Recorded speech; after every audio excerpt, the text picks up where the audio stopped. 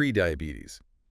So we're diving deep into that today, all thanks to the awesome info dump we got from, let me see if I can say this right, Dr. Neha Chawla. The strong doc. Yes, the strong doc. Love it. And seriously, after going through her stuff, I get why you all wanted us to cover this. She's like straight to the point, super clear, and makes it way more interesting than like reading a medical journal.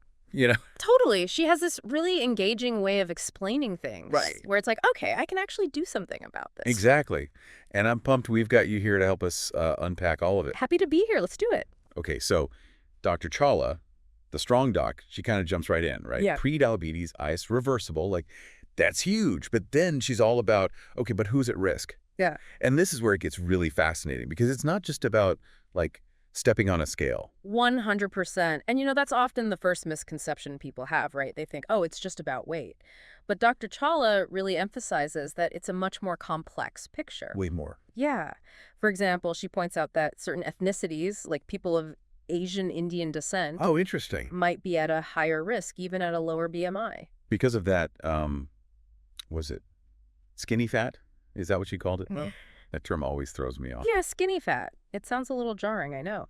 But basically, it describes having a higher body fat percentage compared to muscle mass, even if your weight seems normal on the scale. So you could look really fit, Right, exactly. but still be at risk. Precisely. And it's a significant factor, especially for Asian Indian populations, Yeah. which just goes to show that BMI alone doesn't always tell the whole story. It's like what's happening on the inside matters too. 100%. Okay, so we've got the usual suspects, right? Over 35, family history, not moving enough. That all makes sense.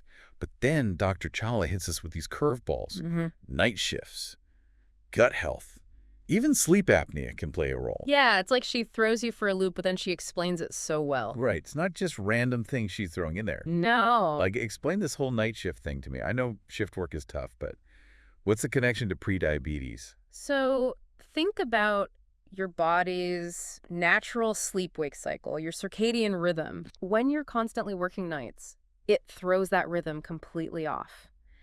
And that disruption affects your hormones, Oh, okay. which then impacts your blood sugar regulation. It's like a domino effect. Wow. Okay, and what about the gut health thing? I thought that was more about, like, digestion and, Yeah, people usually associate it with digestion, but it's about so much more than that.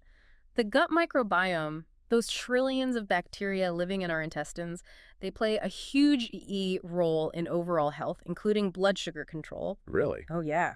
When your gut microbiome is out of balance, it can actually increase your risk of insulin resistance, which is a major driver of prediabetes. So even if I'm eating my veggies and going for walks, if my gut's not happy, It can still work against you. wow. Okay, so Dr. Chawla lays out this like game plan for reversing prediabetes. And it's amazing, super detailed. We got the expected stuff, obviously, like Right. losing weight if you need to, exercising more, eating a balanced diet.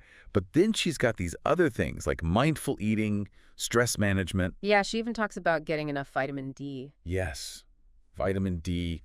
It's a lot. It is a lot, but that's where I think her approach is so brilliant. It's not about overwhelming yourself with a million things to do. It's about is. personalization. I like that. Yeah, it's like, okay, you've got your foundation, weight management, being physically active, making healthy food choices.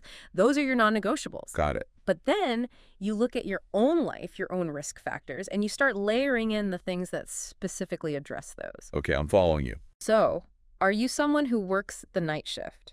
Making sure you're getting consistent sleep. Even with a wonky schedule, that becomes even more crucial for you. That makes so much sense. Do you have a family history of diabetes?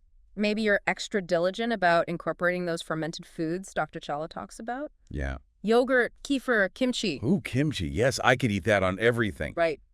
So good. So it's like you're tailoring it, you're being mindful. Okay, so it's not about just generally healthy habits. It's about really personalizing those habits to what your body needs. Exactly. I like it.